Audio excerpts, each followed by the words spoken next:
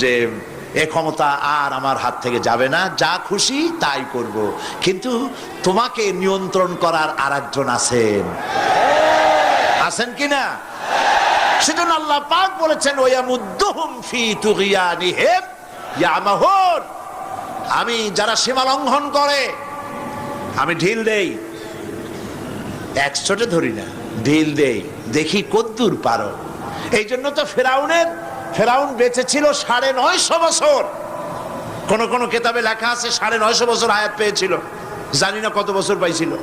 ৯৫০ বছরের ভেতরে একদিন তার সর্দিও হয় নাই। ও যেন বলতে না পারে যে যদি আমার অসুখ বিসুখ হইতো তাও তো আমি আল্লাহ তোমারে ডাকতাম। মানে মুনাফিক, কাফের, বেঈমান, অহংকারী, আল্লাহ সুযোগ দেন, পাপিষ্ঠকে সুযোগ দিয়ে দেন। এই কথা যেন বলতে না পারে যে আল্লাহ আর যদি ৬টা মাস সময় পাইতাম তাহলে আমি ভালো হয়ে যেতাম। এরকমও সুযোগ দেওয়া হয় না। ঠিক আছে, করতে থাকো, দেখি কদ্দূর পারো। তারপরে যখন সীমা লঙ্ঘন করে করে একদম প্রান্তে এসে যায়, তখন দড়ির অপর প্রান্ত কার কাছে? কার কাছে? ঘুড়ি যত উপরেই ওড়ে, ঘুড়ির লাটায় ওই পেছনে একটা সুতা আছে, সেই সুতাটা আরেকজনের হাতে, ঠিক না?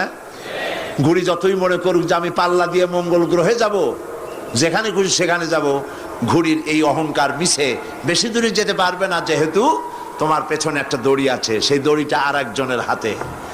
এই দড়িতে যখন টান দেওয়া হবে, কাছে ফিরে আসতে হবে, যেখান থেকে উৎপত্তি সেখানেই ফিরে আসতে হবে।